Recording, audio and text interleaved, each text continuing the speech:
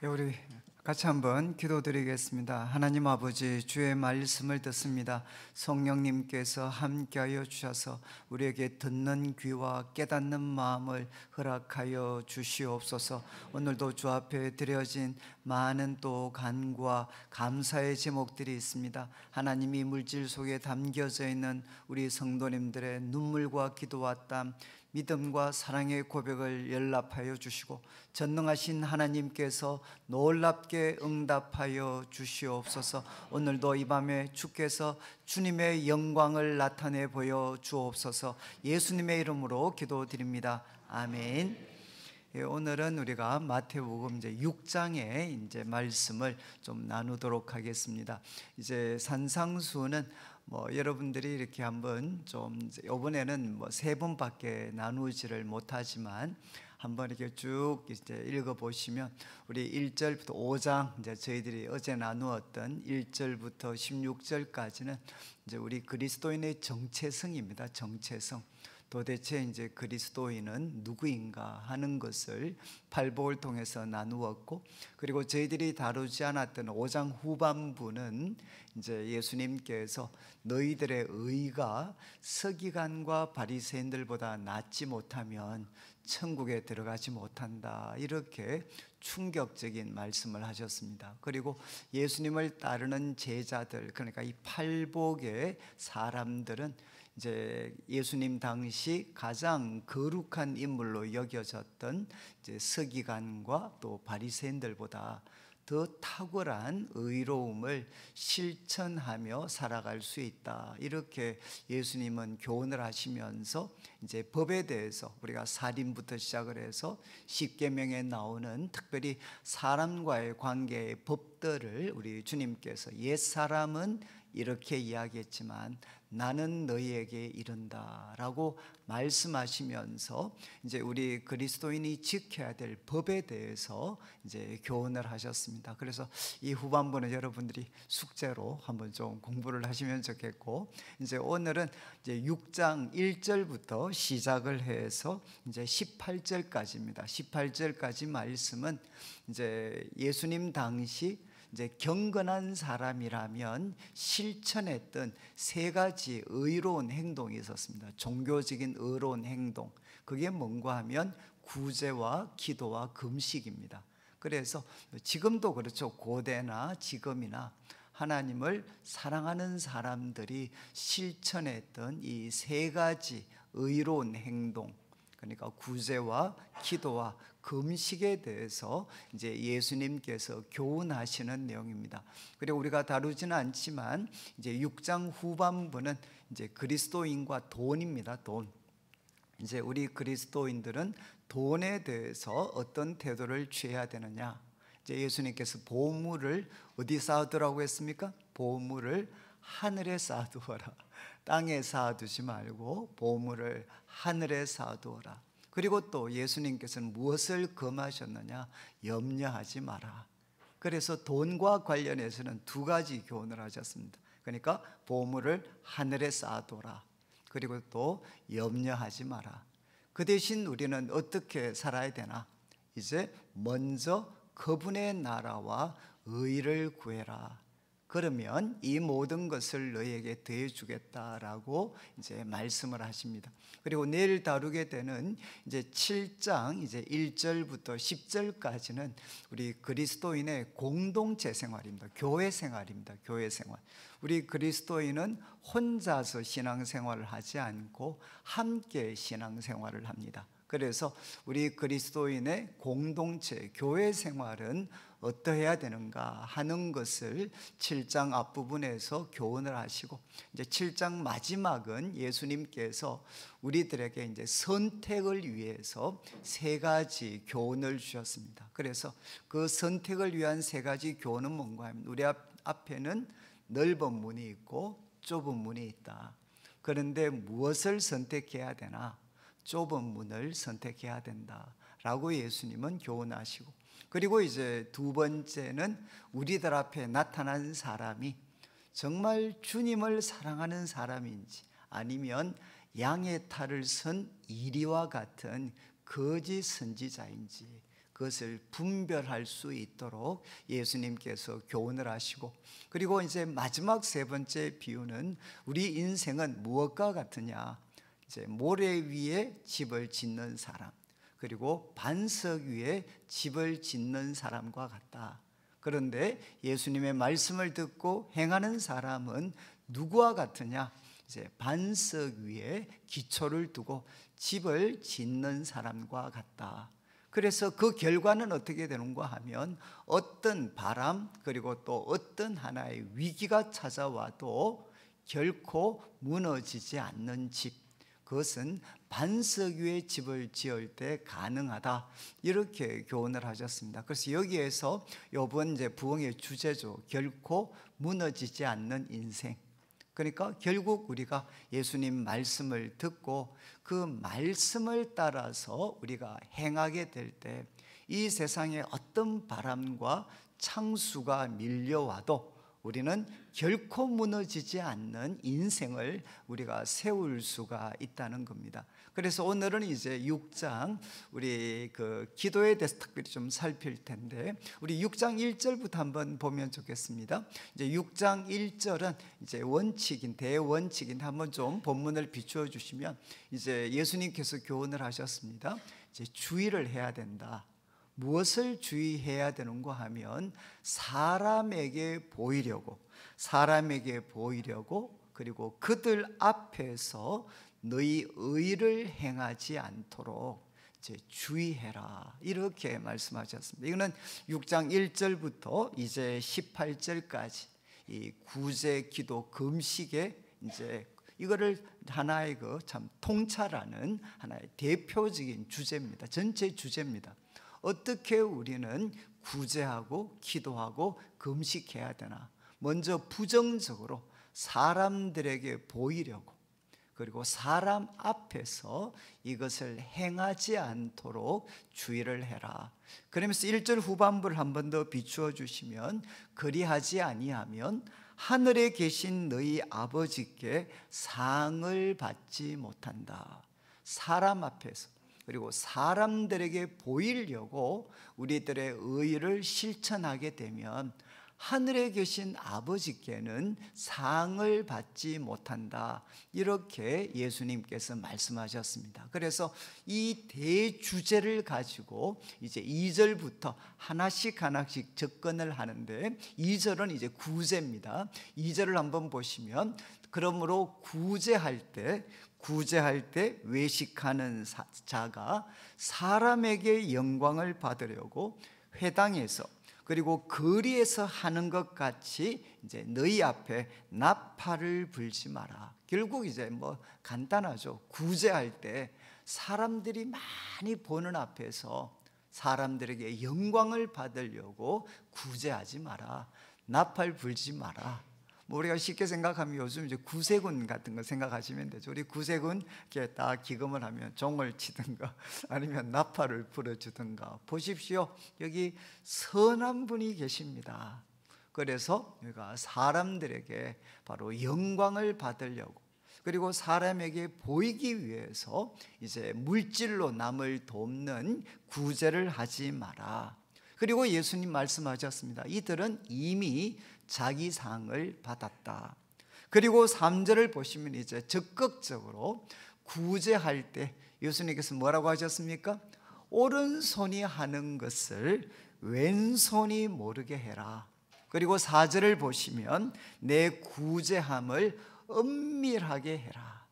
어느 정도로? 오른손이 하는 것을 내가 왼손이 모를 정도로 이제 은밀하게 하면 은밀한 중에 보시는 너희 아버지께서 이제 갚으실 거다. 이렇게 예수님께서 교훈을 하셨습니다. 여러분, 이게 가능한가요? 우리가 구제하는데 오른손이 하는 것을 왼손이 모를 수가 있습니까?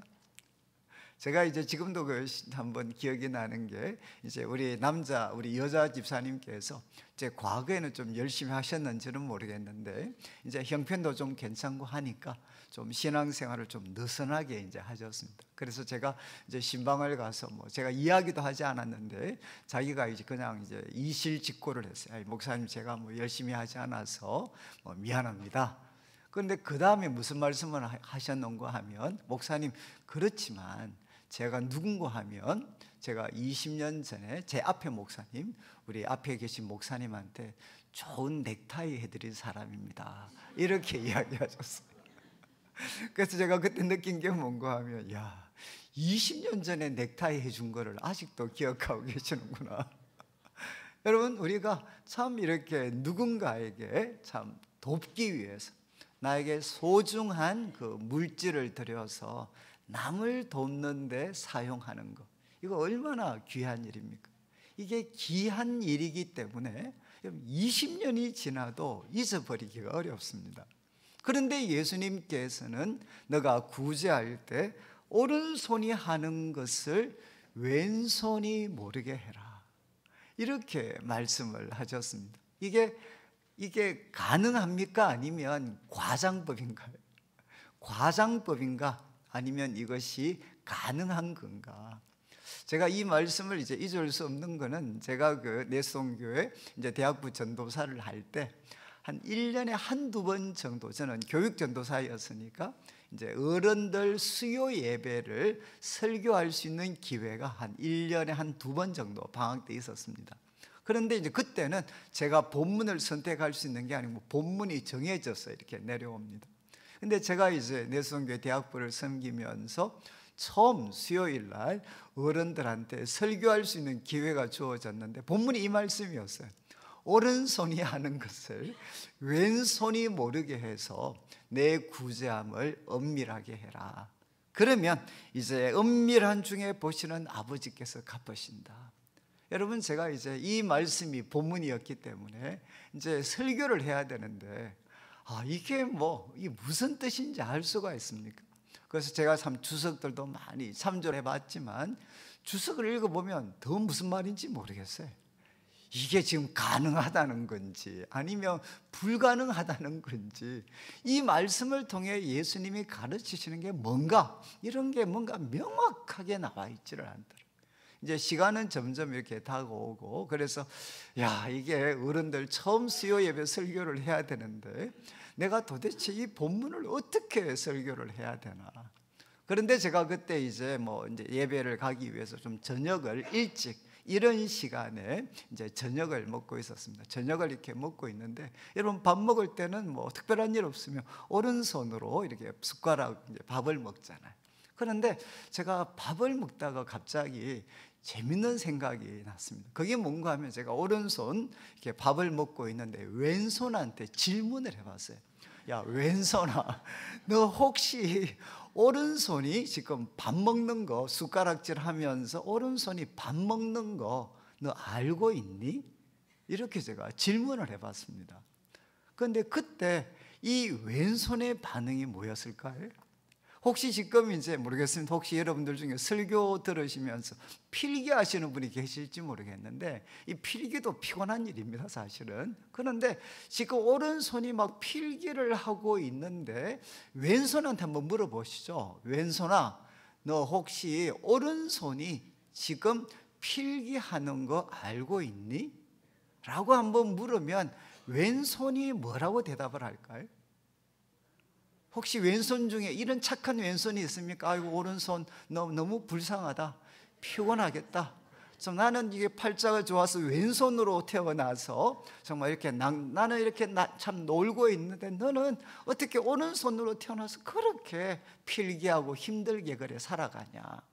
혹시 이런 말 하는 왼손 보신 적 있어요? 그때 제 마음에 이 왼손의 답이 뭐였는가 하면 모른다는 거였어요. 지금 밥을 먹고 있는 이 중요한 행동을 하는데 오른손이 하는 이 일을 왼손이 모른다고 이야기를 했어요. 그때 저는 밥을 먹다가 갑자기 뭔가 이렇게 유레카죠, 유레카. 뭔가를 발견한 듯한, 아니 왜 이런 일이 생기지? 아니 중요한 일인데 언제 오른손이 하는 거를 왼손이 모를 수 있을까? 그때 제가 내린 결론이 뭔가 하면, 여러분 언제 중요한 일이지만 오른손이 하는 것을 왼손이 모를 수 있나? 그것은 너무 당연한 일을 할 때는 오른손이 하는 것을 왼손이 모를 수 있습니다. 특별히 우리 어머님들께서 우리 사랑하는 가족들을 위해서 만약에 식사 준비를 하고 밥을 해 주실 때 여러분 그것에 대해서 내가 고생을 했다, 특별한 일을 했다, 정말 그거 생생하게 기억하고 계시는 분 계시나요? 오른손이 한 거 왼손이 알고 계시나요? 여러분 자식들을 위해서 그렇게 수고하고 애쓴 거는 우리 성도님들 대부분은 뭔가 하면 알지를 못합니다. 오른손이 한 것을 왼손이 알지를 못합니다. 이유는 무엇이죠? 너무 당연한 것을 할 때는 오른손이 하는 것을 왼손이 모를 수 있습니다. 제가 그때 이 말씀에 대해서 작은 거지만 한 가지 희미한 빛을 제가 보게 된 거죠. 언제 오른손이 하는 것을 왼손이 모를 수 있을까? 그것은 여러분 남을 돕고 섬기는 것이 특별한 일이 아니고 너무나도 당연한 일일 때는 그것을 모를 수가 있다는 겁니다. 그러면 성경에서 과연 여러분 남을 돕는 이 구제를 할 때 오른손이 한 것을 왼손이 모르는 사람들이 있을까요, 없을까요? 여러분 남을 돕는 이 착하고 선한 일을 했는데도 불구하고 여러분 그것을 전혀 알지 못하고 기억하지 못하는 사람이 있었겠습니까? 아니면 없었겠습니까? 생각보다 많이 있었죠. 대표적인 게 뭔가 하면 마태복음 25장에 예수님께서 종말과 관련해서 세 가지 비유를 드셨습니다. 어리석은 처녀, 지혜로운 처녀, 그리고 두 번째는 달란트 비유였고 세 번째는 양과 염소의 비유였어요. 여러분 바로 왕이 예수 인자가 오셨을 때 바로 최종적인 심판을 하십니다. 그때 사람들을 두 개의 그룹으로 나누는 거죠. 양의 편에 선 사람과 그리고 염소의 편에 선 사람이 두 개의 그룹으로 구분을 합니다. 그런데 예수님께서 바로 이 소위 이제 염소 쪽에 선 사람들 보고 뭐라고 이야기했느냐? 야, 너는 내가 줄이고 굶주릴 때 나를 먹이지도 입히지도 않았다. 이렇게 예수님께서 말씀을 하셨습니다. 책망을 하셨습니다. 그런데 그때 염소 편에 선 사람들의 반응이 무엇이었죠? 아니 정말 예수님 죄송합니다, 이렇게 반응했습니까? 그게 아니죠. 염소 편에 선 사람들의 반응은 뭐냐? 우리가 언제 안 했습니까? 아니 우리가 언제 배고픈 사람 안 먹이고 그리고 옷이 없는 사람 입히지 않아? 우리 했습니다 라고 이야기했습니다. 그때 예수님 답변이 무엇이죠? 지극히 작은 소자에게 하지 않은 것이 바로 나에게 하지 않은 것이다, 이렇게 말씀을 했죠. 이 말씀은 뭐냐? 염소 편에 선 사람은 대접을 했습니다. 먹이기도 하고 옷 사주기도 하고.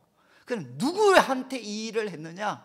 지극히 큰 사람들한테 옷도 사주고 맛있는 것도 먹였다는 거죠. 그런데 누구는 도와주지 않았느냐? 지극히 작은 소자들은 먹이거나 입히지를 않았다는 거예요. 그런데 예수님께서 이제 양편에 선 사람들 보고 이야기하죠. 야, 너는 내가 줄일 때 바로 먹였고, 그리고 내가 옷이 없을 때 나를 입혔고, 내가 옥에 갇혔을 때 너 나 찾아왔어. 이렇게 그들을 칭찬해 줬습니다. 그런데 양편에 선 사람들이 뭐라고 이야기하죠? 어떤 반응을 보입니까? 예수님, 우리가 언제 그런 일을 했습니까? 언제 했습니까? 여러분 이 사람들이 갑자기 너무 당황해 하는, 언제 우리가 그런 일을 했습니까? 그때 예수님 답변이 뭡니까? 지극히 작은 소자에게 한 것이 나에게 한 것이다. 여러분 이건 무슨 말씀이죠? 양쪽에 선 사람들은 누구냐? 지극히 작은 소자를 먹이기도 하고 입히기도 하고 감옥에 갇혔을 때 찾아가서 격려도 해줬습니다. 바로 구제와 같은 일을 해줬죠. 그런데 오른손이 한 것을 그들은 왼손이 모르고 있었어요. 우리 주님이 칭찬하실 때도 그들은 알지를 못했습니다. 이유는 무엇이죠? 주님을 사랑하는 사람이 해야 될 너무 당연한 일을 한 것이었기 때문에 여러분 저는 그들은 기억하지를 못했죠. 제가 이 말씀을 드리는 것은 저는 저희 교회도 이제 역사가 한 49년 이제 정도 되고, 그리고 주위에 있는 교회들이 다 오래된 교회. 제가 이제 지금 대구 쪽에 기독교 총연합회 회장이니까 여러 교회들을 좀 잠깐 찾아갑니다. 그런데 제가 이렇게 오랜 역사를 가진 교회, 제일 큰 문제가 뭐겠습니까? 과거의 선한 행동을 사람들이 잊어버리질 못해요. 이해하시겠습니까? 내가 이 교회 칠 때 내가 어떻게 했는데, 그리고 과거에 우리 교회 힘들 때 그때 내가 어떻게 했는데. 여러분, 정말 이렇게 오랜 역사를 가진 교회를 가면 한 번씩 제가 숨이 막힐 때가 있어요. 결국 결론은 무엇이냐? 나를 잊어서는 안 됩니다, 목사님. 나를 그렇게 대접하시면 안 됩니다. 여러분, 지금 우리 한국 교회는 하나님을 향해서, 이웃들을 향해 많은 선한 일을 했습니다. 그런데 문제는 무엇이죠? 그것을 오른손이 하는 것을 왼손이 모르게 하지 않고 철저하게 기억하고 있습니다. 그 이유는 무엇입니까? 바로 주님을 바라보고 한 것이 아니라 어느새 사람에게 보이려고, 그리고 사람에게 영광을 받기 위해서 했던 행동으로 변질되기 시작해서 이런 일이 생긴 거죠. 여러분, 예수님께서 우리에게 구제와 관련해서 교훈을 하셨습니다. 여러분, 참이 쉽지 않은 건데 저는 다시 한번 우리 한국교회 성도님들이 과거에 다 그렇게 하셨잖아요. 우리가 예수님을 바라보고, 그리고 은밀한 중에 계시는 예수님을 기쁘게 하기 위해서 남을 돕고 섬기는 것이 너무 당연한 일이 되어서 오른손이 하는 것 왼손이 모르게 해서 누구한테 상을 받아야 되겠습니까? 은밀히 보시는 하나님께 상을 받아야 돼. 여러분, 이 은밀히 보시는 하나님께 상을 받는다는 것을 죽어서 천국 가서 받는 것만 생각하시면 안 됩니다. 하나님이 상을 주실 때가 가장 적절할 때입니다. 하나님이 우리에게 상을 주시는 그때가 가장 적절하고, 하나님 보실 때 우리 인생을 가장 아름답게 만들 수 있는 타이밍에 가장 적합한 내용을 누가 주실 수가 있나? 하나님이 주실 수가 있습니다. 자, 그런 다음 이제 5절부터는 예수님께서 기도에 대해서 교훈을 하시는데, 5절 똑같죠. 기도할 때 첫 번째 주의점은 무엇입니까? 바로 외식하는 자처럼 하지 마라. 외식하는 자는 누구냐? 사람에게 보이려고 장소가 회당과 큰 거리 어귀에서 그들은 서서 기도를 합니다. 왜? 사람들에게 보이기 위해서, 그리고 사람들로부터 경건한 사람이다라고 인정을 받기 위해서 그들은 이렇게 기도를 했습니다. 예수님이 그들에게 말씀하십니다. 그들은 바로 자기 상을 이미 받았다. 그러면서 6절 말씀을 보시면 이제 예수님께서 기도에 대해서 첫 번째 교훈하신 것은 장소에 대한 교훈입니다. 너는 기도할 때 어디 들어가서 기도하라고 했습니까? 내 골방에 들어가서. 이 골방은 결국 어떤 곳입니까? 바로 아무 다른 사람이 알지 못하는 곳입니다. 여러분, 내가 지금 하나님 앞에 기도하고 있다는 것을 나 외에는 아무도 알지 못하는 장소가 바로 골방입니다. 골방.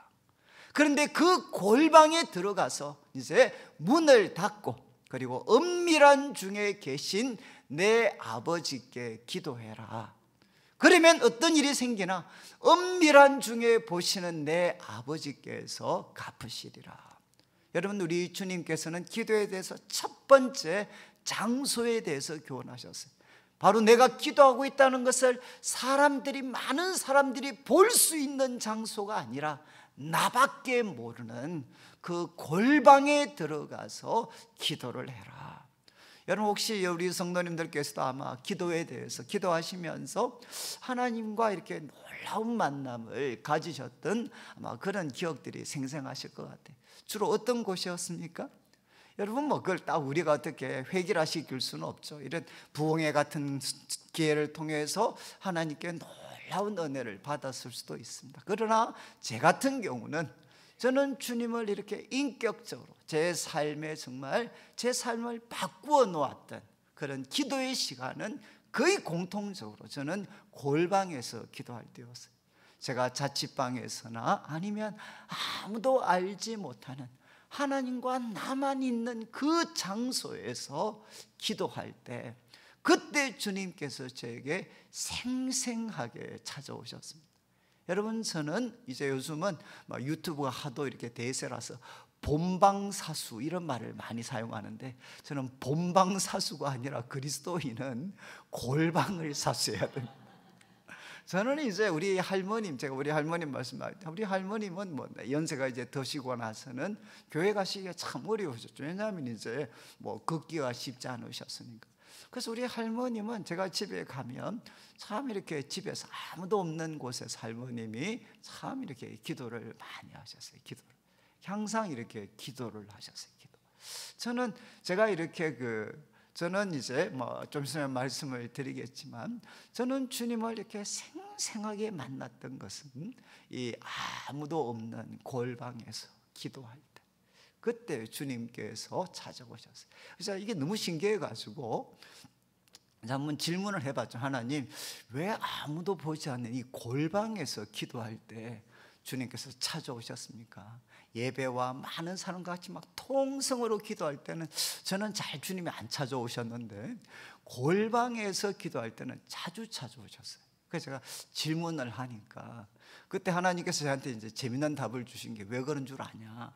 그곳은 사단이 방심하는 곳이다. 혹시 이해가 되세요? 여러분, 제가 그 골방에서 기도할 줄 사단이 누가 알았겠습니까? 여러분, 이런 장소는 우리 성도님들도 막 비장하게 지금 은혜를 받아야 되겠다 이러지만, 분위기가, 여러분, 사단도 지금 비장한 분위기에서 은혜 못 받게 해야 돼, 딱 지금 이제 스크람 짜고 막고 있는 거죠.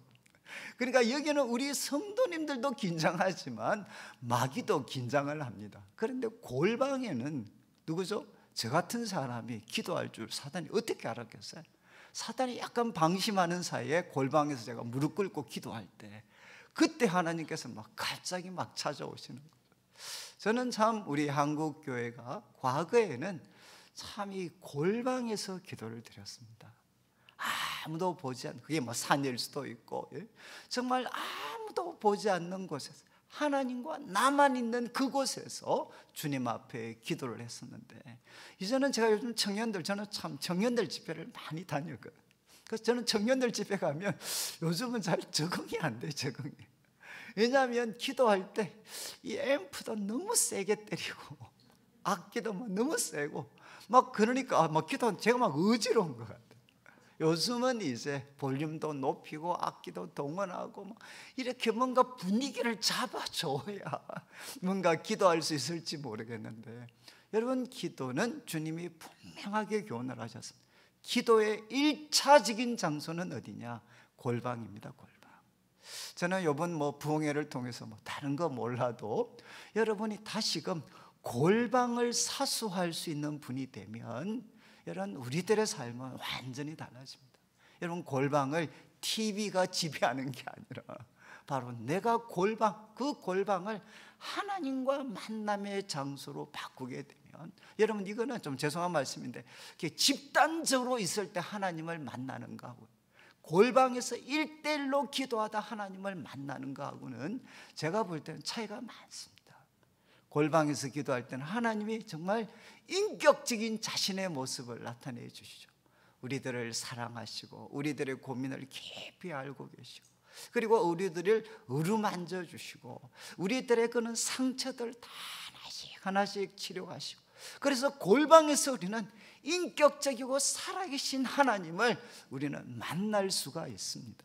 그래서 예수님께서는 먼저 장소에 대해서 교훈을 하셨죠. 그리고 이어지는 이제 7절부터는 내용입니다. 내용.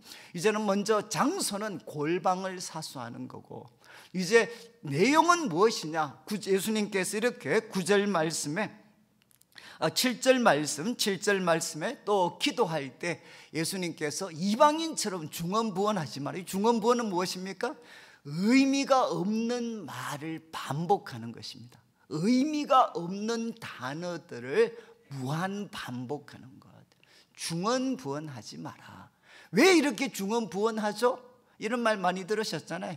기도는 양과 비례한다. 결국 이 말입니다. 말을 많이 하여야 들으실 줄로 생각한다.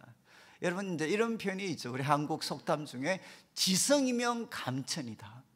이게 맞나요? 여러분 우리가 정성을 들이면 하늘이 감동합니까? 이것은 이제 하나님을 알지 못하는 사람들이 하는 겁니다. 그런데 지금 우리가 기도할 때도 이것을 이렇게 생각하시는 분이 있고, 그 현상 중에 하나가 시간을 많이 들여야 정말 이렇게 하나님께서 뭔가 들으실 것 같은.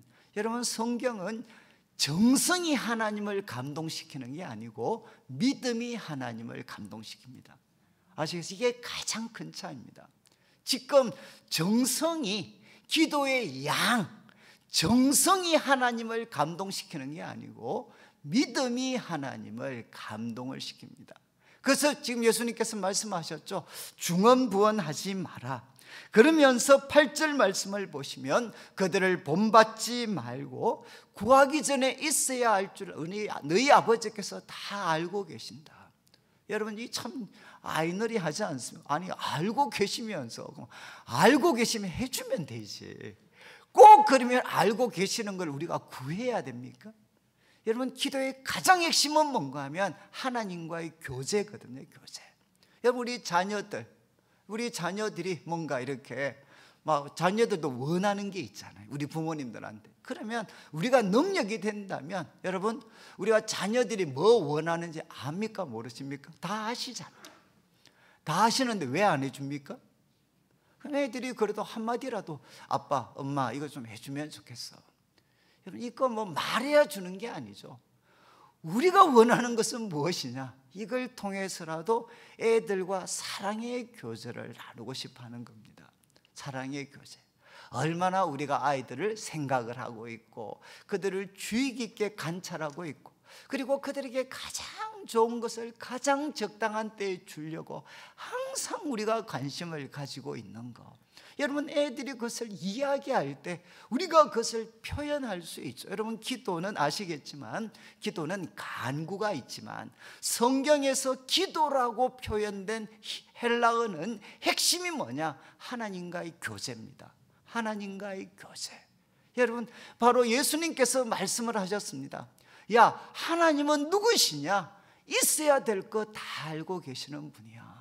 그런데 왜 너희들한테 이것을 요청하느냐? 하나님이 원하시는 것은 우리들과 사랑의 교제입니다. 사랑의 교제.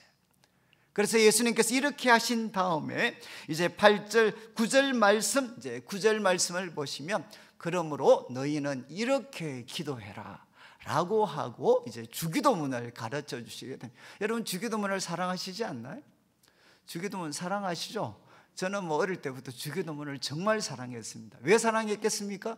이거 마치면 집에 갈 수 있었으니까. 저는 이것만 마치면 이제 집에 갈 수 있게 됐구나. 주기도문. 그래서 저는 주기도문은 무엇이냐?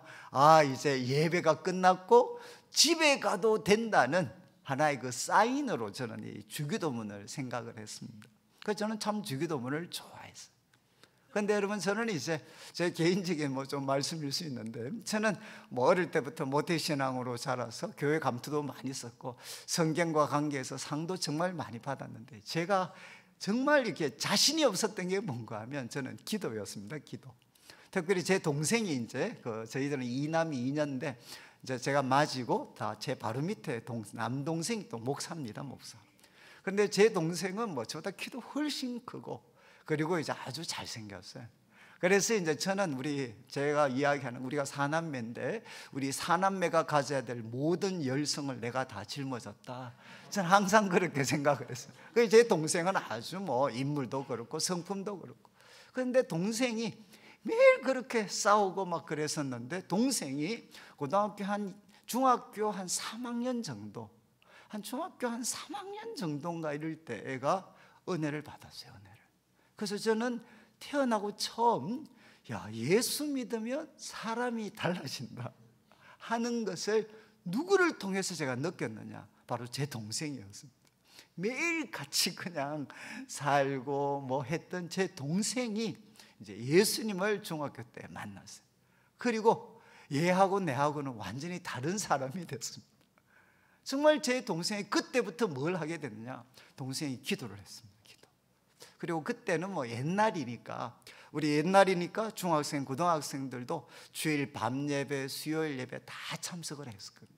근데 그래 참석을 하면 여러분 그때 이제 예배 마치면 집에 가야 되는데, 동생은 예배 마치고 나면 밑에 교육관에 가서 무릎을 꿇고 기도를 하는데, 기도를 하면 무조건 1시간을 그냥 기도를 하고 있었어요.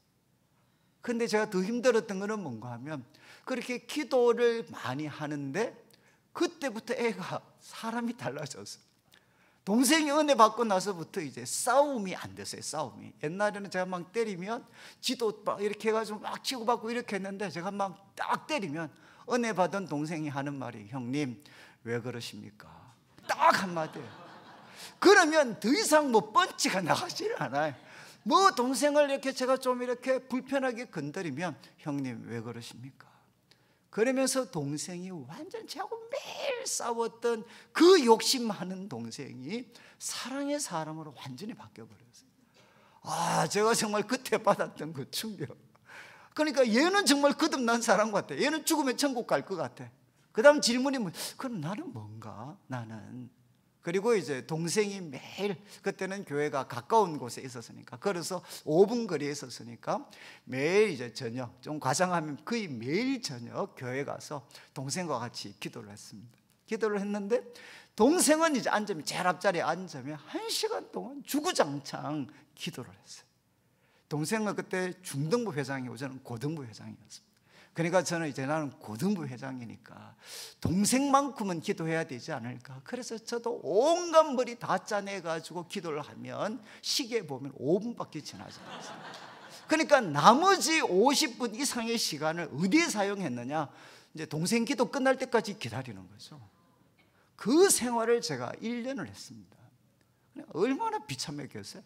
아니, 동생은 저렇게 하나님과 친밀하게 교제를 하는데 나는 막 온갖 용과 악을 다 써도 눈 뜨면 10분을 넘기지 못하는. 그래서 제가 어릴 때 평생 내 미션 중에 하나가 뭐냐, 기도해서 30분 넘겨보는 거. 이게 제 평생의 미션 중에 하나였어요. 저는 아무리 발부동을 쳐도, 그리고 제가 대학교 1학년, 2학년 때 주님을 만나기 위해서 진짜 발부동을 쳤습니다. 수련회에 가면 1시간도 내 생각을 놓치지 않기 위해서 무릎 꿇고 제일 앞자리에 앉아서 찬송 부르고, 그럼 또 옛날에는 뭐 했습니까? 뭐 주여 삼창에다가, 그죠? 옛날 우리 수련회 같은 데 가면 이거 뭐 정말 뭐 우리가 뭐 감동 안 받으면 또 손 다 들라 그래가지고 천부의 의지 없어서 수십 번 부르잖아요. 수십 번 불어서 이렇게 눈물이 날 때까지. 그래서 나중에는 은혜 받아서 우는 게 팔 아파서 울잖아요. 팔 아파서 울고 있고 있잖아요. 아, 정말 뭐 참. 그래서 제가 대학교 1학년, 2학년 때 하나님께 은혜를 받으려고 진짜 필사적으로 노력을 했습니다. 그런데 제가 지금도 우리 대학교 1학년 때 고향교회 수련회 가서 지리산, 똥돼지가 있는 지리산에 가서 한 교회를 빌려서 수련회를 하는, 제가 정말 발악을 했거든요. 발악. 근데 그때는 마지막 날, 수련회 마지막 날은 무조건 철야 기도였어. 그래서 내가 이번 철야 기도회 때는 내가 주님을 한번 만나야 된다. 그래서 그렇게 발부둥 치니까 막 눈물도 조금씩 나고 이렇게 하더라고요. 그런데 그 마지막 날 철야 딱 시작했는데 성령님이 역사해서 이 통제할 수 없는 졸음이 밀려오는 거예요. 그래서 제가 그때 푹 잤어요. 푹 잤어요. 푹 잤는데 애들이 막 이렇게 막 울면서 불면서 난리가 났어요. 그래서 제가 자면서 생각했어요. 하나님, 쟤들은 울어야 됩니다. 쟤들 나쁜 애들입니다. 나는 울기에는 너무 착하게 살았습니다. 제가 이렇게 생각을 했다니까요. 그리고 또 대학교 2학년 1년 동안 다시 하나님, 내년에 만납시다. 내년에. 그래서 제가 내년에 또 1년 동안 칼 갈아서 똑같은 장소 또 수련했잖아요. 수련을 했는데 또 뭐 똑같이 하나도 안 바뀌었어요. 여러분 또 찬송, 무릎 꿇고 찬송 부르면서 뭐 춤추고 회개하고, 뭐 3살 때부터 회개하고, 작년에 했으니까 회개하라 그러면 3살 때부터 다 기억해 또 회개하고, 뭐 그렇게 하면 이제 눈물이 좀 나요. 요번에는 뭐가 될 것 같았어요. 근데 제가 2년을 수련회 참석해서 마음을 비웠으니까 이제는 갈급하잖아요. 그래서 제 마음에 어떤 기도가 나왔느냐, 하나님, 제가 회개할 만큼 회개했습니다. 이제 내가 어떻게 살아야 되는지 좀 가르쳐 주십시오. 말씀을 통해 내가 어떻게 살아야 되는지 가르쳐 주십시오. 제가 그리고 이제 수련회 2년 차에 두 번째 수련회 또 금요 철야죠. 철야 시간을 만났어요. 그래서 제 마음에는 하나님 말씀만 하십시오. 내가 듣고 순종하겠습니다. 제가 그런 비장한 마음으로 참석을 했거든요. 그런데 또 목사님이 나오시더니 우통을 딱 벗고 또 다시 정신없이 찬송가를 막 몰아붙이는 거예요. 또 혼수 상태로 몰고 가요. 또 몰고 가고 2년 동안 했던 또 회개하리, 또 회개해라. 그때 제가 갑자기 막 열을 받아가지고 더 이상 못 참겠더라. 이놈의 기독교는 회개 빼면 말이 안 되나. 이게 뭐냐? 2년 동안 회개하라, 회개하라, 회개하라. 돌려놓고 또 돌리고 또 돌리고 또 돌리고. 그건 제 살이잖아요 지금. 아니 돌이켰으면 어떻게 살아야 되는지 가르쳐줘야 되지. 처음부터 끝까지 회개만 하라고 이야기하고. 그래서 제가 그래서 뛰쳐나와 버렸어요. 지리산에 야밤이 뛰쳐나와가지고 하늘의 별을 보면서 제가 기도했어요. 죄송합니다. 하나님, 저 양반이 잘못됐습니까? 제가 잘못됐습니까? 아니 회개를 했으면 어떻게 살아야 되는지를 가르쳐 주셔야 되지. 처음부터 끝까지 그냥 돌아서기만 하라 그러면 어떻게 살아야 되는지 가르쳐 줘야 되는 거 아닙니까? 그런데 여러분, 지리산에 그 어색한 곳에 애가 하나 없어졌으니까 또 안에도 난리 났을 거 아닙니까? 그래서 체포조가 동원이 돼가지고 제가 이제 붙잡혀 들어갔어요. 그래서 제가 들어갔는데 정말 들어가서 이렇게, 그래도 제가 2년을 칼을 갈았잖아요. 2년을 칼을 갈았으니까. 그래서 또 뭐 기도하라 그래서 또 무릎 꿇고 뭐 회개하라 그러면 회개하고 막 또 난리를 쳤어요. 그래 열심히 기도하는데 또 그 다음에 그 옆에 제 선배가 하나 영적으로 밝은 선배가 있었어요. 선배가 있는데 갑자기 또 막 뱀 잡는 소리 또 막 내요. 휙휙휙 막 또 뱀 잡는 소리를 막 내는 거예요. 그래서 내가 이건 또 뭔가 이게 노이즈 너무 심하잖아요. 그래서 제가 아니 형 또 왜 그러십니까? 지금 기도 좀 하려고 하는데 왜 또 뱀 잡는다고 또 난리를 치십니까? 그러니까 그 선배가 저한테 충격적인 이야기를 했어요. 뭐라고 이야기했는가 하면, 야 관영아, 조금 전에 귀신이 나한테 한 마리 들어가려고 그랬대. 그 말 딱 들었을 때 기분이 좋을까 나쁠까요? 야 진짜 내가 얼마나 문제가 있었으면 귀신이 거기 한 100명 정도 있었는데 딴 사람한테는 아무도 안 들어가고 내한테 들어오려고 했다. 내가 귀신의 밥처럼 보였다는 거잖아요. 정말 기분 나쁘더라고요. 그런데 제가 그날 밤에 난리를 쳤어요. 난리를. 여러분 그때 하나님을 만났을까요? 못 만났을까요? 예? 못 만났죠. 저 그렇게 난리 쳤는데도 제가 하나님을 못 만났어요. 그래서 제가 지금도 이런 뭐 수련회 부흥회 때 막 죄야 삼창하고 막 찬송 막 때리고 막 볼륨 때리고 이래 해도 여러분 여기에 말똥말똥하신 분들 진짜 많습니다. 특별히 우리 남자분들 북소리 들으면 정신이 더 또릿또릿해져요. 저는 정말 이렇게 그렇게 해도 저는 기도를 할 줄을 몰랐어요. 그래서 제가 내린 결론이 뭐였는가 하면, 아무리 생각해도 내가 이렇게 노력하는데도 불구하고 내가 하나님을 못 만나는 것은 이유는 딱 하나다. 하나님이 나를 선택하지 않으셨기 때문에. 저 정말 그렇게 생각을 했습니다. 그런데 그렇게 하다가 제가 이제 저는 골방에서 어제 말씀드린 것처럼 자취방에서 저는 예수님을 만났어요. 주님이 저를 찾아오셨고, 그리고 그때 이제 저한테 기도를 가르쳐 주셨어요. 그런데 제 기도 생활에 가장 혁명적인 변화는 뭔가 하면 바로 이 말씀이었습니다. 그래서 제가 이제 성경을 읽다 보니까 특별히 산상수훈을 연구를 할 때 그때 어제 말씀드렸던 그것은 그리스도인의 정체성, 팔복은 내가 누군지, 그리스도인이 누군지를 설명해 주는 거라면 이 주기도문은 무엇이냐, 이것은 내가 어떻게 기도해야 되는지를 가르쳐 주는, 여러분 기도를 잘할 수 있는 방법은 무엇이죠? 여러분 만약에 운동하실 때 운동을 짧은 시간에 제일 잘할 수 있는 방법은 뭡니까? 그거는 대가에게 배우는 겁니다. 그렇지 않나요? 대가에게 배우면 짧은 시간에 가장 큰 진보를 가질 수 있습니다. 그렇다면 기도를 가장 잘할 수 있는 방법은 무엇일까요? 대가에게 배우는 거죠. 기도의 마스터가 누구겠습니까? 바로 예수님이시죠. 예수님. 기도의 대가이신 예수님이 가르쳐 주신 대로 기도하면 어떻게 되나? 기도 생활에 가장 혁명적인 변화가 있을 수가 있습니다. 여러분 우리 한국교회는 지금 기도와 관련해서 아이너리잖아요. 하나는 무엇이냐? 가장 열심히 하는 기도입니다. 제가 외국에 가서 있잖아요. 한번 외국 분들이 모였는데 갑자기 앞에 사회 보는 사람이 뭐 영어나 이런 거 하면서 있잖아요. 이야기 코리안 스타일로 기도하자는 거예요. 코리안 프레이어, 렛츠 프레이 코리안 프레이어. 그러니까 그 어떤 외국에서 온 사람들이 갑자기 뭐라고 하느냐, 주여 주여 주여. 제가 넘어가는 줄 알았어요. 여러분, 그분들 다 외국 분들인데 코리안 프레이어, 한국 기도하자 이러니까 전부 다 주여 삼창, 주여 주여 주여. 그러니까 우리 외국 분들이 볼 때 한국 교회는 무엇이냐? 기도하는 교회입니다. 기도하는 교회. 그런데 여러분, 지금 한국 교회는 기도에서 놀라운 하나님의 역사를 이루었지만 항상 우리들의 마음을 힘들게 하는 비판이 뭡니까? 너희들의 기도는 기복적인 기도라는 거예요. 너희들의 기도는 너무 이기적인 기도야. 이 비판 앞에 직면했을 때 여러분, 참 우리가 기도를 열심히 해야 된다는 거 알면서도 마음이 쉽지가 않습니다. 여러분, 기복적인 기도와 성경적인 바른 기도의 차이점은 무엇일까요? 여러분, 기복적인 기도와 성경적으로 참된 기도의 차이점은 무엇이냐? 이건 좀 아시면 좋은데, 기복적인 기도의 핵심은 무엇이냐? 하나님을 바꾸려고 하는 겁니다. 누구? 바로 나를 향해 복 주시는 분으로 하나님을 바꾸려고 시도하는 게 무엇이냐? 그게 바로 기복적인 기도입니다. 그래서 안 하면 어떻게 됩니까? 새벽마다 정성 드리는 거죠. 그래도 안 하면 굶으면서 단식 투정해. 그래도 안 되면 어떻게, 절벽 위에 딱 올라가서 주님 응답 안 하시면 떨어집니다.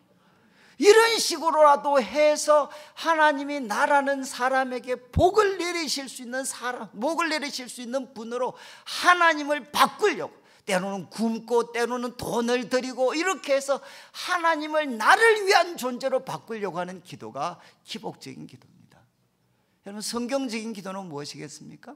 누구를 바꾸려고 하는 기도입니까? 바로 나를 바꾸려고 하는 기도입니다. 여러분, 성경적인 기도를 드리면 하나님이 바뀌시는 게 아니고 내가 바뀌기 때문에 바로 거기에 맞춰서 하나님이 우리들 가운데 찾아오시게 되는 거죠. 그런데 그것이 가장 잘 나타난 것이 바로 이 주기도문입니다. 주기도문. 그래서 제가 이 주기도문으로 기도를 하고 나서부터 이제 제가 평생 하고 싶었던 기도를 30분을 넘기는, 이제 기도에서 30분을 넘기는 놀라운 일이 저한테 일어나게 됐고, 그리고 1시간을 기도하는 게 어렵지 않는 그런 사람이 됐어요. 저는 지금도 이제 기도를 하게 되면, 특별히 교회와 관련해서 여러 가지 중요한 일들이나 뭐 이런 것들이 있으면 뭐 저는 똑같습니다. 팔복에 대해서 묵상을 하고, 그 다음 뭐 하느냐? 바로 이 주기도문을 가지고 그냥 기도를 드립니다. 하나씩 하나씩. 그래서 여러분, 이렇게 기도하라고 하셨습니다. 첫 번째 시작할 때, 하늘에 계신 우리 아버지요. 여러분, 예수님께서 우리 호칭을 가르쳐 주셨어요. 하늘에 계신 우리 아버지요. 여러분, 우리는 누구에게 기도합니까? 바로 우리 아버지께 기도를 드립니다. 그런데 그 아버지는 누구냐? 바로 하늘에 계신 분이십니다. 그분은 창조주시고, 그리고 역사의 주관자시고, 만왕의 왕이시고 구원자이신 바로 그 하늘에 계신 아버지께 기도를 드리라는 거죠. 저는 제가 예수님을 인격적으로 만났을 때, 그때 저에게 일어난 가장 놀라운 변화가 뭐였는가 하면, 갑자기 제 속에서 하나님을 향해 어떤 단어가 튀어나왔느냐? 아버지요 라는 단어가 튀어나왔어요. 저는 그전에는 여러분, 하나님을 아버지라고 부르기 너무 힘들었어요. 왜? 바로 멀쩡하게 우리 아버지가 계시는데 보이지도 않는 분을 향해서 내가 아버지라고 부르는 게 너무 이상하지 않나요? 그래서 하나님 주여, 뭐 하나님 당신이요, 이런 것들을 할 때는 아무런 거부감이 없었습니다. 그런데 하나님을 아버지라고 부르면 이건 뭐야 이게? 우리 아버지 저기 계시는데 우리 아버지 두고 내가 딴 분한테 지금 아버지라고 부르는 게 뭐지? 그래서 아버지라는 호칭이 너무 힘이 들었어요. 근데 예수님을 통해서 하나님을 제가 만나게 됐을 때, 그때 하나님께서 저에게 하나님을 향해 아버지라고 부르게 됐어요. 그런데 제가 하나님을 향해 아버지라고 불렀을 때 하나님께서 제 인생에 가장 놀라운 발견을 주셨어요. 그때 하나님이 저한테 가르쳐 주셨습니다. 야, 나는 바로 인격적인 하나님이야. 나는 인격적인 우리 하나님 아버지는 인격적인 분이시구나. 그 깨달음이 제게 너무나도 놀랍게 해줘요. 인격적이라는 게 무엇이죠? 인격적인 분이라는 거 한마디로 이야기하면 나하고 말이 통하시는 분이십니다. 여러분, 인격이라는 건 뭡니까? 지정의. 그분은 지식과 감정과 의지를 완벽하게 갖고 계시죠. 마치 나처럼. 저도 지정의를 가지고 있는 분이죠. 사람이잖아요. 그래서 하나님은 인격적인 분이시라는 것은 무엇이냐? 우리와 나와 바로 인격적인 교제가 가능한 분이구나. 나와 말이 통하는 분이구나. 저는 이것이 제 인생의 가장 놀라운 발견이었어요. 하나님은 나와 말이 통하는 분이시구나. 그분은 인격적인 분이시구나. 저는 이제 서울에 올라갔을 때 저희 교회에서, 저희 집안에서 저는 처음 이제 서울에 대학을 갔던 사람이었어요. 그래서 저희 집안도 참 어려운 집이었죠. 저희 교회에서도 제가 처음 이제 서울에 있는 대학을 들어갔어요. 근데 참 한편에서는 참 영광스러운 것 같지만 서울에 혼자 올라가서 저는 대학교 2학년 되었어야 전공 그리고 또 교양이 뭔지 그때 구분하게 됐어요. 1년 지나고 나서 저는 대학에 가서 아무도 저를 가이드해 줄 사람이 없었어요. 그러니까 매 순간마다 어떻게 보면 처음 경험을 하는 거고 어떻게 해야 될지 모르겠고 이 선택을 잘못하면 또 내 인생을 망칠 것 같고 항상 그 강박관념과 두려움 속에 살다가 제가 주님을 만났을 때 하나님께서 나는 너의 아버지다. 그리고 하나님은 나와 인격적인 분이셔서 그분은 나와 대화가 되시는 분이시다. 그래서 제가 이제 그때부터는 이 답답함이 있잖아요. 정말 내가 하루하루를 어떻게 살아야 되는지, 어떤 선택을 해야 되는지, 이걸 어떻게 해석을 해야 되는지 그냥 하나님께 묻기 시작했어요. 하나님, 어떻게 하면 좋겠습니까? 이 상황에서 내가 어떻게 하면 좋겠습니까? 그리고 이 상황을 어떻게 봐야 됩니까? 라고 물으면 여러분, 우리 하나님 아버지는 인격적인 분이셔서 언제나 저에게 가르쳐 주셨어요. 그래서 저는 지금도 합니다. 저는 우리 성도님들도 대충 알아요. 여러분, 제가 아무리 교회 여러 가지 어렵고 힘든 일이 있다 하더라도 그래서 제가 괌 지내면서 기도하죠. 괌 지내면서 막 기도하다가 우리 성도들이 이제 게임 끝날 때가 됐다라는 거 언제 느끼시느냐? 제 입에서 하나님을 향해 아버지라고 부르기 시작을 하면 하나님을 향해 아버지라고 다시 그분을 부르기 시작하면 저는 확신이 와요. 모든 게임은 내 삶에 어떤 문제가 와도 내가 하나님을 향해 아버지라고 부르는 순간 게임은 끝이 난다. 여러분, 그렇지 않나요? 내가 하나님을 바로 가장 사랑하고 신뢰하는 분으로 그분을 아버지라고 부르고 하나님은 나에게 뭐라고 말씀하시느냐? 그래, 너는 내 사랑하는 아들이야. 너 내 사랑하는 딸이야. 내가 너를 책임져. 내가 너를. 여러분, 이 믿음과 확신이 우리 마음에 주어지면 여러분, 전능하신 하나님이 내 아버지가 되시고 그분이 내 인생을 책임지는데 누가 나를 망가뜨릴 수가 있겠어요? 여러분, 그래서 우리가 기도할 때 예수님은 이렇게 기도하라고 하셨습니다. 하늘에 계신 우리 아버지. 여러분, 그분은 초월적인 분이시지만 바로 저의 아버지가 되시는 분이십니다. 그리고 이제 예수님은 3가지 기도를 가르치셨죠. 첫 번째 기도할 것을 뭐라고 이야기하셨는지, 아버지, 바로 이름이 거룩히 여김을 받으십시오. 근데 여기 참 다 아시는 거지만 중요한 번역을 뺐죠. 이제 여기 3번이나 반복되는 게 뭔가 하면 당신의 이름이 거룩히 여김을 받으십시오. 당신의 나라가 임하십시오.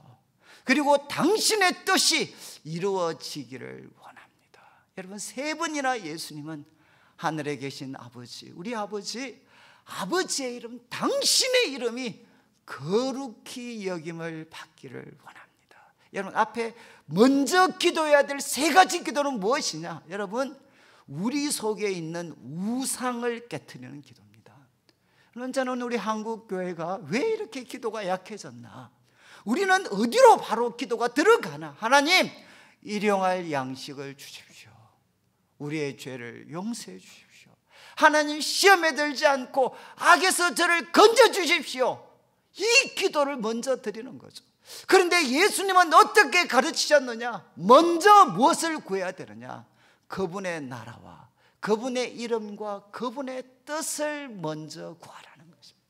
그래서 제가 이제 이 말씀대로 그냥 저는 이렇게 기도를 합니다. 하나님, 바로 제 속에서 아버지의 이름이 거룩히 여김을 받으십시오. 거룩히 여김을 받는다는 것은 무엇이겠습니까?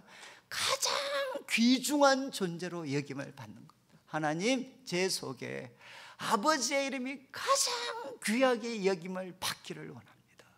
여러분 한번 해보시죠. 아버지의 이름이 제 속에서 거룩히 여김을 받기를 원합니다. 가장 귀중한 이름으로 여김 받기를 원합니다. 한번 이렇게 하시면 속에서 이런 소리 안 들립니까? 어쨌든 제가 말씀드리지만 진짜냐, 아니면 조금 더 과하면 뻥치지 마라, 이런 이야기 안 들리시나요? 여러분, 한국교회 싸움의 대부분의 원인은 어디에 있느냐? 내 이름 때문에 싸우는 겁니다. 내 이름을 바로 거룩히 여김 받게 하려고 하는 싸움, 이게 교회 싸움의 핵심이잖아요. 내 이름이 거룩히 여김을 받게 해달라. 여러분, 예수님께서 말씀을 하셨어요. 아버지, 바로 당신의 이름이 가장 귀하게 여김을 받기를 원합니다. 하나님, 내 속에서 아버지의 이름이 가장 귀하게 여김을 받기를 원합니다. 그러면 정말 참 이렇게 눈물이 핑 돌죠.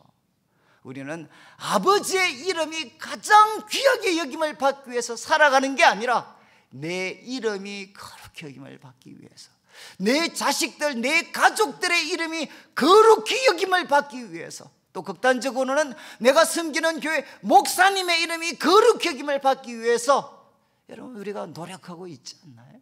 저는 한국교회를 망친 것 중에 하나가 이거라고 생각을 해요. 여러분, 전도할 때 제일 좋은 방법 뭐냐? 우리 목사님 자랑하십시오. 여러분, 그래 목사님 자랑하면 얼마 있지 않으면 그 목사님 다 타락합니다. 이해하시겠어요? 저는 기도할 때마다 한국교회의 가장 큰 문제가 무엇이냐라고 물으면 사람을 높인 죄입니다. 그래서 우리 성도들 보고도 가끔 농담처럼 이야기해요. 여러분이 제 얼굴 보기 싫으면 하나만 하시면 됩니다. 뭐 하면 되느냐? 밖에 나가서 저를 자랑하시면 하나님이 금방 사라지게 해줄 겁니다. 여러분, 지금 예수님께서 말씀을 하셨습니다. 바로 내 속에서 아버지의 이름이 가장 귀하게 여김을 받게 해주십시오. 그리고 두 번째는 우리 가정이죠. 하나님, 우리 가정에서 아버지의 이름이 가장 귀하게 여김 받게 해주십시오. 우리 자녀들에게 아버지의 이름이 가장 귀하게 여김을 받고, 그죠? 정말 우리 가족들에게 아버지의 이름이 가장 귀하게 여김을 받고, 그 다음에 교회를 위해서 기도할 때도 뭡니까? 아버지, 바로 우리 교회 가운데 아버지의 이름이 가장 귀하게 여김을 받게 해주십시오. 여러분, 교회는 여기에 이것을 위해서 기도할 때 교회는 평화가 있습니다. 여러분, 교회 모든 갈등과 싸움의 원인은 어디에 있는가? 내 이름이 거룩히 여김을 받으려고 시도할 때, 그때 교회는 통제할 수 없는 혼란 속에 빠지게 돼요. 여러분, 예수님께서, 그리고 이제 우리는 이 땅을 위해서도 똑같죠. 아버지, 이 땅 가운데 아버지의 이름이 거룩히 여김을 받게 해주십시오. 여러분, 아버지의 이름이 거룩히 여김을 받을 때 무슨 일이 일어나느냐? 구원과 심판의 역사가 나타나는 겁니다. 이게 가장 무서운 기도입니다. 나중에 여러분들이 선지서를 읽어보시면 하나님께서 이스라엘 백성들을 용서하시고 그들에게 구원하신 이유가 무엇이냐? 바로 그들 때문이 아니라 더럽혀진 내 이름을 거룩히 여기기 위해서다 라고 말씀하셨잖아요. 여러분, 이거는 무서운 기도거든요. 아버지의 이름이 가장 귀하게 여김을 받게 되면 아버지의 이름과 상관없이 산 자들에게는 심판이 주어지고, 진실로 아버지의 이름을 사랑하며 살았던 사람들에게는 놀라운 구원이 주어지게 돼요. 여러분, 첫 번째 예수님은 기도하셨습니다. 바로 아버지의 이름이 가장 귀하게 여김을 받게 해주십시오. 두 번째는 무엇입니까? 아버지의 나라가 임하시오며. 이것은 물론 종말에 대한 기도일 뿐만 아니라 아버지의 나라, 하나님의 나라는 무엇입니까? 하나님의 통치와 다스림입니다. 하나님의 통치와 다스림. 하나님의 통치와 다스림이 바로 임하게 해 주십시오. 그러면 여러분, 하나님의 나라가 내 속에 임하려면 어떻게 해야 되죠? 내가 하나님 뜻에 잘 순종해서 하나님 내 속에 하나님의 통치와 다스림이 세워지게 해주십시오. 여러분, 제가 외국에서 공부하는 동안 여러분, 한국 교회를 정말 걱정하는 분들, 외국 분들 중에 한국 교회를 정말 걱정하면서 사랑하면서 그분들이 했던 조언 중에 하나가 이거였어요. 한국 교회는 여러분, 하나님의 나라를 세우는 것이 아니라 목회자와 교회 지도자들이 자기의 왕국을 세우고 있다. 그렇지 않나요? 여러분, 정말 이 충고, 이 비판으로부터 자유로울 수가 있을까요? 여러분, 저는 지금 노회장이고 제가 정말 많은 교회를 봤거든요. 여러분, 다 교회 다툼의 원인은 어디 있느냐? 내 이름입니다. 내 이름. 나를 무시할 수 있어? 나한테 이럴 수 있어? 이런 또 하나 무엇이죠? 바로 모든 처소를 내가 다스리는 나라, 내 나라로 만들려고 시도하는 거죠. 목회자들도 장로님들도 평신도 지도자들도 어느 순간 정신 차리지 않으면 거기가 하나님의 나라가 임하는 게 아니라 나의 왕국을 만들려고 시도하는 거죠. 여러분, 그래서 저는 이 기도할 때 하나님, 제가 하나님께 잘 순종해서 하나님, 바로 하나님의 나라가 바로 저에게 임하게 해 주십시오. 그래서 저는 우리 가정을 위해서 기도할 때도 하나님, 바로 우리 가정을 주님이 다스려 주시고 우리가 주님께 잘 순종해서 하나님, 우리가 천국은 무엇입니까? 하나님이 다스리는 나라잖아요. 하나님이 다스리시는 바로 천국과 같은 가정이 되게 해주십시오. 그리고 교회도 어떻습니까? 교회가 바로 주님의 다스림에 순종해서 하나님, 우리 교회가 천국과 같은 교회가 되게 해주십시오. 여러분, 천국은 다른 거 아닙니다. 주님이 다시 오실 때 맛보뿐만 아니라 우리가 이 땅에 모든 주의 백성들이 주님께 순종하는 사람이 되면, 주님의 통치와 다스림에 순종하는 사람이 되고 그것을 위해 기도하는 사람이 되면 거기에 바로 주님의 나라가 임하게 되는 거죠. 저는 참 교회를 위해서, 우리가 교회 지도자들을 위해서 뭘 기도해야 되겠습니까? 하나님, 우리 목사님, 우리 장로님, 그리고 교회를 책임지는 많은 분들, 하나님, 주님께 잘 순종할 수 있도록, 그분들을 위한 최고의 기도는 바로 이겁니다. 하나님, 그분들이 주님의 뜻에 잘 순종해서 우리 교회가 주님이 다스리시는 하나님의 나라가 임하게 해 주십시오. 그리고 세 번째 무엇입니까? 바로 당신의 뜻이 하늘에서 이루어진 것 같이 땅에서도 당신의 뜻이 이루어지기를 원합니다. Your will be done. 당신의 뜻이 이루어지기를. 이거는 여러분, 십자가를 목전에 두시고 예수님께서 겟세마네 동산에서 기도하셨던 제목이 뭐죠? 아버지, 나의 원대로 마시고 아버지의 원대로 되기를 원합니다. 그래서 저는 영성신학을 공부했는데 수도원에서 내려왔던 많은 책들 모두가 인정하는 기도의 최고봉은 무엇이냐? 바로 이 기도입니다. 나의 원대로 마시고 아버지의 원대로 되기를 원합니다. 여러분, 주님은 이 기도를 가르치셨고 자신이 몸소 실천하셨죠. 하나님, 바로 내 뜻이 아니라 아버지의 원대로 되기를 원합니다. 여러분, 이렇게 예수님께서는 먼저 이 세 가지를 먼저 기도하라고 하셨어요. 먼저. 여러분, 이제 기도하실 때 이 세 가지를 먼저 한번 기도해 보시죠. 하늘에 계신 아버지, 내 이름이 아니라 아버지의 이름이 가장 귀하게 여김을 받고, 하나님, 나의 왕국이 아니라 하나님의 나라가 임하시고, 내 뜻이 아니라 아버지의 뜻이 이루어지기를 원합니다. 그리고 이제 이어서 우리들 자신을 위한 뜻입니다. 우리 자신을 위한 기도 첫 번째는 무엇이죠? 하나님, 우리에게 일용할 양식을 주십시오. 이 일용하다는 말은 두 가지 해석이 다 있습니다. 바로 그날에 가장 적합한, 바로 그날에 가장 적합한, 또 하나는 무엇이냐?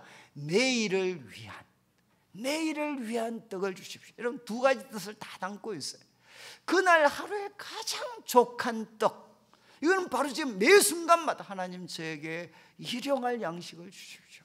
그런데 그 떡은 내일을 위한 떡입니다. 내일의 족한 떡을 하나님 저에게 주십시오. 저는 우리 성도님 혹시 이렇게 기도해 보셨어요? 건강에 하나님 저에게 일용할 양식을 주십시오 라고 기도해 보셨나요? 아마 하신 분 거의 없을 텐데, 주기도문 외울 때 말고는. 왜 우리가 이런 기도 안 드리죠? 최소한 우리 통장에는 한 달 쓸 것은 있습니다. 한 달을 쓸 수 있는 돈은 우리 통장에 있으니까 이 기도를 우리가 드릴 이유가 없죠. 사실 이 기도는 좀 과격하게 말씀드리면 자본주의를 파괴시키는 기도입니다. 하나님, 이 기도가 너희들의 입에서 간절해지는 삶을 살라는 거죠. 여러분, 저도 이 기도 진짜 간절하게 드렸던 순간이 있었거든요. 제가 대학 다닐 때 내수동교에서 뭔가 책임을 맡고 하나님이 나를 불러주셨다, 이런 제가 강한 확신이 있어가지고 하나님을 사랑하는 표시로 제가 뭐 했는가 하면, 하나님 앞으로 2년 동안 제가 과외하지 않겠습니다. 그리고 하나님 섬기는 일 첫 자리에 두겠습니다. 제가 이렇게 기도를 했어요. 근데 저는 집에서 돈이 전혀 안 올라왔기 때문에 과외하지 않으면 굶어 죽습니다. 근데 제가 또 이런 기도를 드렸는데 하나님이 다른 기도는 안 들으시고 이 기도도 확실하게 들어주셨어요. 제가 매 학기 시작할 때마다, 정말 항상 매 학기 시작할 때마다 하나님 한 번만 좀 봐주십시오. 제가 아무래도 과외 안 하면 좀 못 삽니다. 그런데 제가 그런데 꼭 성경 읽으면 또 뭐 약속을 지켜라, 서원을 지켜라, 이런 말씀 나오고, 제가 정말 그렇게 2년을 진짜 거지같이 살았거든요. 근데 그때 매일마다 가장 간절하게 했던 기도 이거였습니다. 하나님, 저에게 일용할 양식을 주십시오. 오늘 하루의 족한 양식을 오늘 저에게 주십시오. 여러분, 사실 이 기도는 우리의 모든 삶을 주님께 맡겼을 때 드릴 수 있는 기도가 이 기도입니다. 근데 저는 참 이 기도 잊을 수 없는 게, 저는 우리 아버님이 워낙 경제적으로 실패를 많이 하셨기 때문에 저도 이제 이 어떤 참 그 가난에 대해서, 부채에 대해서 참 고통이 뭔지를 좀 압니다. 그런데 한 목사님이 이렇게 기도를 한번 간증을 하셨어요. 자기도 아버님이 항상 사업을 실패했어요. 그래서 기도를 뭐 했느냐, 하나님, 우리 아버지 좀 이렇게 부자 되게 해주시고 좀 경제적으로 어려움 없도록 해주세요. 항상 기도를 했는데 그 기도가 응답이 안 됐다는 거예요. 그런데 지금 이 주기도문을 쭉 묵상하다가 갑자기 자기 마음에 하나님이 어떤 깨달음을 주셨느냐, 너는 왜 내가 가르쳐 준 대로 기도하지 않니? 이런 하나의 주님의 질책이 느껴졌다는 거예요. 성경은 뭘 기도하라고 했습니까? 하나님, 우리 아버지 경제적으로 부족하지 않도록 해주세요, 이렇게 기도하라고 말씀하신 게 아니고 뭡니까? 바로 일용할 양식을 주십시오, 이렇게 기도하라고 가르쳐요.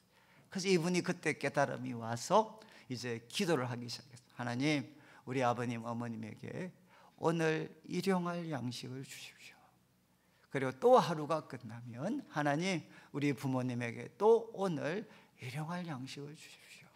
그런데 자기도 그렇게 기도하다가 어느 순간 뒤돌아보니까 아버님, 부모님께서 정말 그런 부채도 어느새 다 정리를 하시고, 그리고 참 자신이 참 소망했던 그런 참 이렇게 삶을 살아가셨다. 그래서 자기가 그렇게 간증을 하셨어요. 야, 내가 내 생각대로 기도할 때는 하나님의 역사가 잘 느껴지지 않았는데 예수님이 가르쳐 주신 대로 기도를 하니까, 야, 주님이 이렇게 응답을 해 주시는구나. 사랑하는 성도님들, 한번 혹시 경제적으로 참 어려움이 있으신 분들은 꼭 기도하시면 좋겠어요. 하나님, 저에게 일용할 양식을 주십시오. 그리고 일용할 양식이 있다면 감사하고 기뻐하고, 또 내일을 맞이하면 하나님, 저에게 일용할 양식을 주십시오. 영육간에 일용할 양식을 주십시오. 그리고 두 번째, 예수님께서 뭘 기도하라고 했습니까? 우리가 우리에게 죄전자를 사해 준 것 같이 우리 죄를 사해 주십시오. 이거는 뭔가 이 부채를 탕감해 달라는 거거든요. 하나님, 우리들의 죄를 용서해 주십시오. 여러분, 이거는 기억하시면 좋은데, 우리에게 빵이 필요합니다. 매일 우리에게 빵이 필요한 것처럼 또 하나 무엇이 필요하나? 우리에게는 매일 용서가 필요합니다. 저는 이거는 우리 기독교인이 가지는 놀라운 깨달음이죠. 여러분, 예수님께서 우리들의 죄를 대신 지시고 십자가에 피 흘려 죽으셨어요. 그래서 어떤 일이 있었습니까? 우리의 과거가 다 청산이 됐습니다. 저는 청년들을 섬겼기 때문에 애들 보고 뭔가 격려를 하면 청년들이 이런 이야기했습니다. 목사님, 저 그냥 두세요. 저 이미 중학교 2학년, 중학교 3학년 그때 내 인생은 끝장났습니다. 내가 그때 이런 잘못된 선택을 해서 내 인생은 끝장났습니다. 또 어떤 친구들은 목사님, 저는 대학교 때 내 인생 끝났습니다. 그리고 우리 부모님이 이런 행동했을 때 내 인생은 끝났습니다. 제가 어떤 애도 만나는가 하면 제가 수련회 때 설교를 하는데 애가 집중을 하질 않아요. 너무 힘들게 하더라고요. 그래서 제가 이제 좀 특별한 애다라고 생각했는데 제가 좀 쉬는데 걔가 이제 한번 예배 시간에 도망쳐 나와서 놀다가 저하고 길에서 만났어요. 그런데 제가 걔한테, 그리고 걔가 또 기특하게 저보고 이야기했어요. 목사님, 저 때문에 신경 쓰이시죠? 이렇게 묻더라고요. 이 착한 놈, 나 정말 신경 쓰여 힘들어 죽겠다. 그러니까 그 친구가 목사님, 저는 포기하십시오, 이렇게 이야기를 했어요. 그래서 내가 왜 너를 포기해야 돼? 그러니까 목사님, 자기 이야기를 했어요. 목사님, 저 우리 아버지 장로님, 어머니 권사님이시고 저 교회 열심히 다녔는데 제가 중학교 2학년 때 좀 놀았습니다. 놀아서 여러분, 옛날에 우리 고등학교 갈 때는 연합고사가 있었잖아요. 연합고사가 있어가지고 최소한 반에서 중간 안에는 들어가야 인문계 고등학교를 좀 갈 수 있었던 때가 있었어요. 근데 얘는 집안도 잘 사니까 인문계 고등학교 꼭 가고 싶은데 놀았기 때문에 원서를 써주지 않아요. 그래서 부모님이 가서 사정해서 떨어져도 괜찮으니까 써달라 그래서 인문계 원서를 썼습니다. 그런데 시험은 가까워오고 얘가 이제 인문계는 가고 싶은데 실력은 되지 않아요. 여러분, 얘가 뭐 해야 되겠습니까? 기도를 해야 되잖아요. 그런데 하나님께 기도하면 얘가 확신이 와요. 무슨 확신이 오나? 하나님께 내가 시험을 합격시켜 달라고 기도하면 하나님은 안 들어주십니다. 왜? 하나님은 정직하신 분이시니까. 내가 공부도 안 하고 시험 붙여달라, 그럼 하나님은 떨어뜨릴 것 같았어요. 그래서 얘가 누구한테 기도했느냐? 마귀한테 기도를 했어요. 저 이런 애 정말 처음 만났어요. 얘가 그날 밤에 기도를 했어요. 마귀야, 너가 살아있으면 나 시험 붙여줘, 이렇게 기도를 했어요. 어떻게 됐을까요? 얘가 합격을 했어요. 마귀가 기도를 들어줬어요. 그런데 이제 엑소시스트 1, 그 다음에 2는 뭐냐? 그날 밤에 어떤 일이 생겼나? 귀신이 찾아왔어요. 그럼 뭐라고 이야기했느냐? 내가 너 기도를 들어줬으니까 이렇게 말씀을 전해줬습니다. 너는 내 것이다. 성경에 있는 말 그대로죠. 너는 내 것이다. 그러면서 밤마다 찾아와서 귀신이 이렇게 난도질을 했어요. 그러니까 여러분, 이거 누구한테 이야기할 수 있겠어요? 누구한테? 할 수가 없죠. 그러니까 애가 괴로우니까 또 술 마시고 교회에서 부모님들은 교회 가자 그러는데 밤마다 귀신한테 기도해서 응답받고 밤마다 귀신한테 시달리는데 교회 갈 수 있겠어요? 그래서 교회는 오지만 이미 걔는 마귀의 소유가 됐죠. 그래서 이제 저한테 이야기해서 목사님, 저 포기하십시오. 그래서 제가 완전 막 찌릿찌릿하더라고요. 근데 제가 이제 걔한테 물어봤어요. 야, 내가 한 가지만 좀 질문해보자. 여러분, 저울 있잖아요. 저울이 있는데 이쪽 끝, 한쪽 끝에 너가 마귀한테 기도해서 응답받은 죄를 이쪽 저울에다가 한번 올려봐라. 그럼 어떤 일이 생기겠냐? 여러분, 마귀한테 기도해서 응답받고 최소한 몇 년의 세월을 마귀한테 종로로 됐던 죄 떡 넣으면 막 팍 내려가겠죠. 그리고 제가 두 번째 모습, 이쪽 편에는 예수님의 보혈을 저울 반대쪽에 한번 올려보자. 그리고 제가 질문을 했습니다. 어느 쪽으로 기울겠니? 저울이 어느 쪽으로 기울겠니? 제가 물어봤어요. 이쪽은 마귀한테 기도해서 응답받고 7년 동안 마귀의 종로로 됐던 죄, 그리고 이쪽에는 예수 그리스도의 피를 놓습니다. 저울이 어느 쪽으로 기울어질까요? 그래서 걔가 이렇게 이야기해요. 목사님, 그거는 예수님 쪽으로 기울어지죠. 그리고 걔 얼굴에 비로소 이렇게 웃음이 나오기 시작했어요. 여러분, 이 말은 무엇입니까? 마귀에게 기도해서 응답받고 종로로 됐던 그 죄가 무거운, 무섭고도 악한 죄지만 여러분, 이것보다 더 무거운 예수님의 피는 이 죄를 덮을 수가 있습니다. 이게 무엇이죠? 과거 청산입니다. 과거 청산.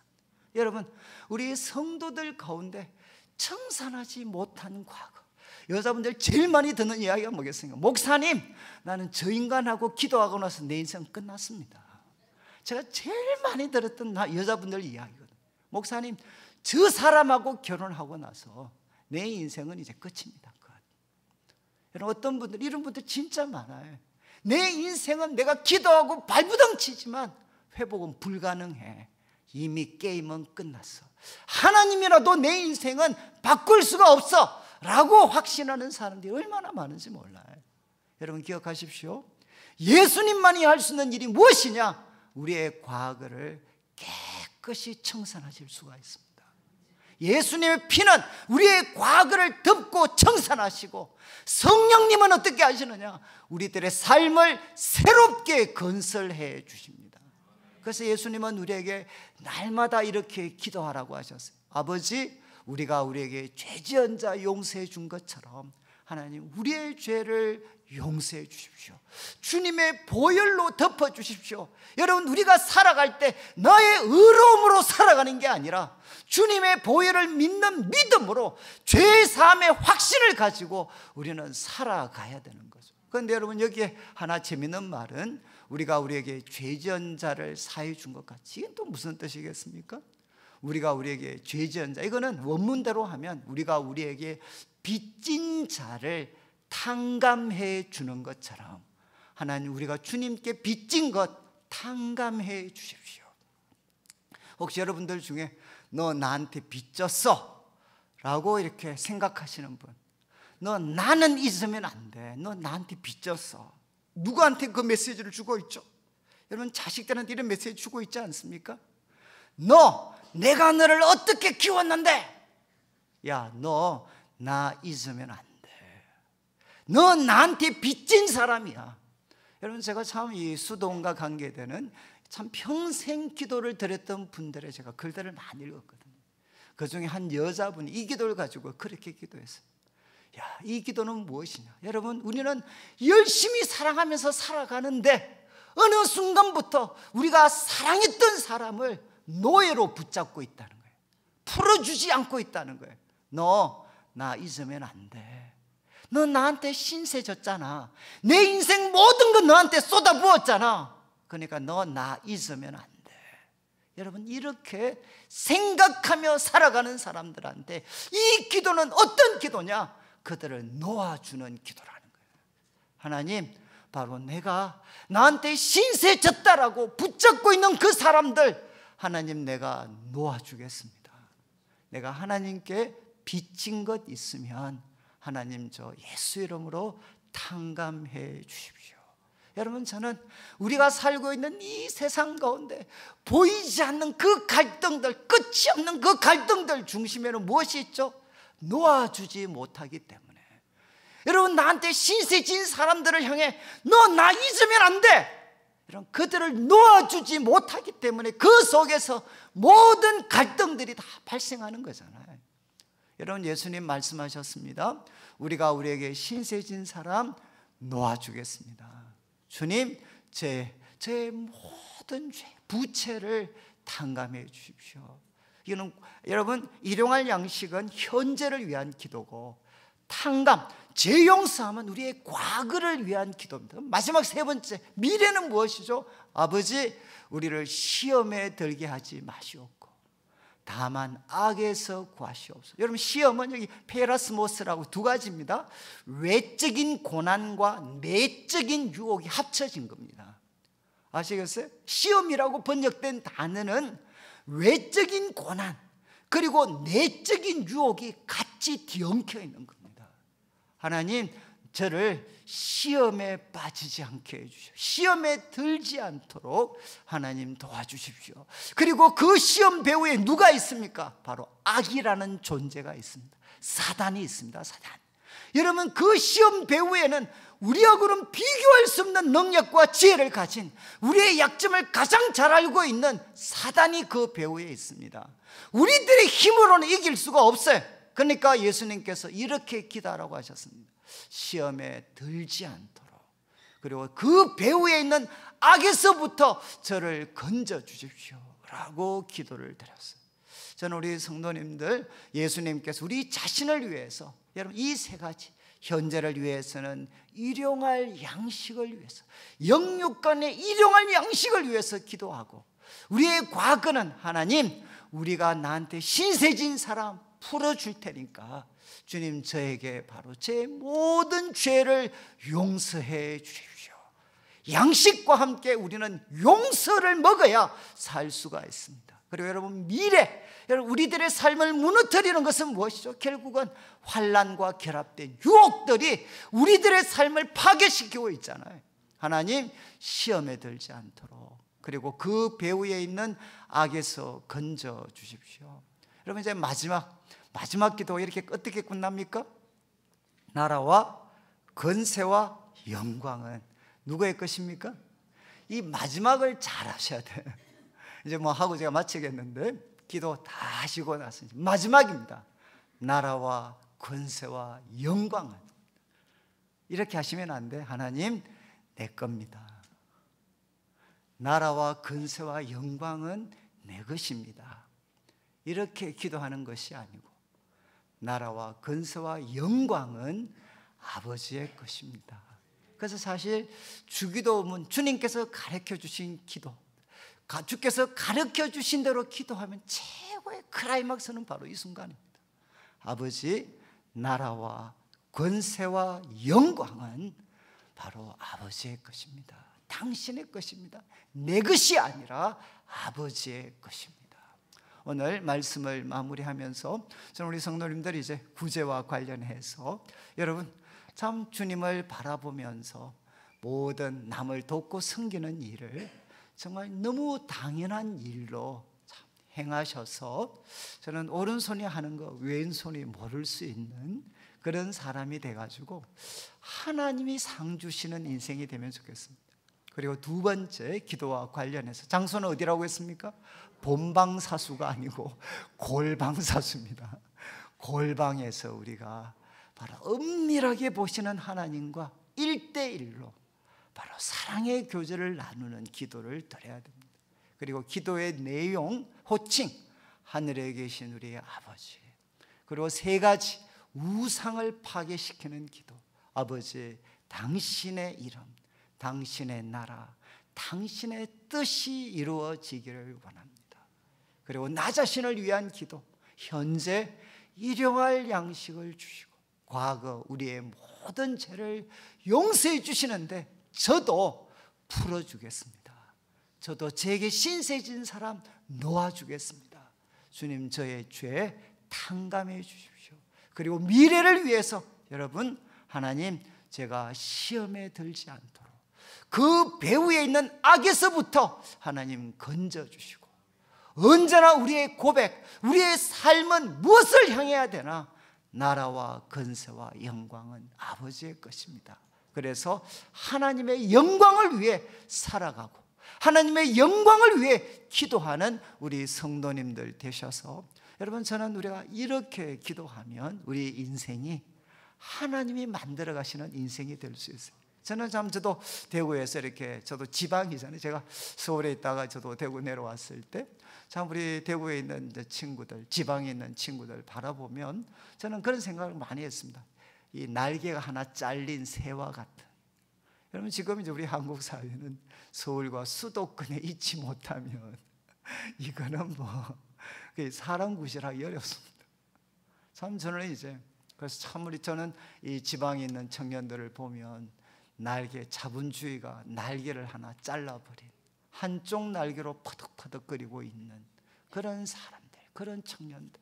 그래서 저는 제가 대구 올 때, 지방에 내려올 때 그런 기도했거든요. 하나님, 자본주의가 잘라버린 그 날개, 그 자리에 제가 하나님의 날개를 붙여줘서 이들이 한번, 비록 우리가 지방에 있지만 이 하나님의 세계를 훨훨 날 수 있는 하나님 나라의 주인공으로 이들이 세워지게 해 주십시오. 저는 지금도 변함없이 드리는 기도입니다. 저는 우리 성도님들이 예수님께서 가르쳐 주시는 기도대로 기도해서 하나님이 붙여주시는 날개를 가지고 한번 활활 날아서 여러분, 우리가 정말 하나님 때문에, 우리가 과거에 누구였든지 간에 정말 하나님 때문에 위대한 삶을 살 수 있다는 것을 보여주는 우리 모든 성도들 되시기를 주님의 이름으로 축원합니다. 우리 말씀